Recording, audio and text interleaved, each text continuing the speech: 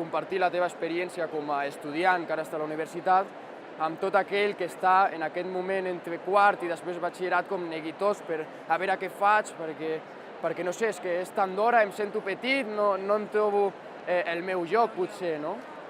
Y eso es una experiencia bonita también, sí. Realmente es un cambio de experiencia de estar de un lado del esto al otro lado. O sea, realmente el ir perdido por el mundo a controlar lo que vas y lo que estudias está muy bien. Et ve gent de segon de batxillerat i de tercer d'ESO.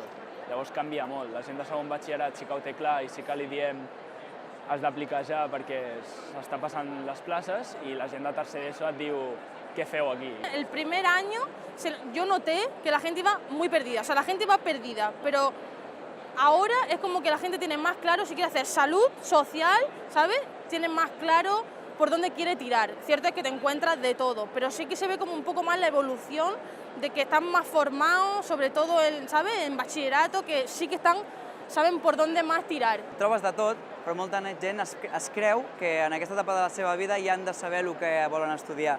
I ningú ens hem trobat en l'etapa, o almenys molt pocs, que a quart d'ESO, primer de batxillerat, fins i tot segon, tinguéssim molt clar què és el que volíem estudiar. Els nois que han anat venint i noies no tenien gaire clar molt bé, venien buscant diferents opcions i dubtaven molt quines eren les sortides professionals, en què estava enfocada la carrera.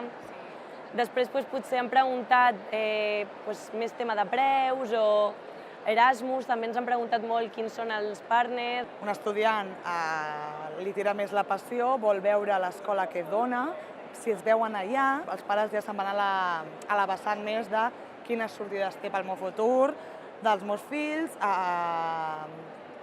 com es veu cap a l'exterior, també les carreres, sobretot si és oficial o no és oficial, puc fer un màster després, no, un postgrau, etc. También vienen mucho los papás acompañando a los chavales, ¿no? Porque están ahí marcando, un poco orientando, acompañando, porque es una decisión importante en este momento de la vida de ellos.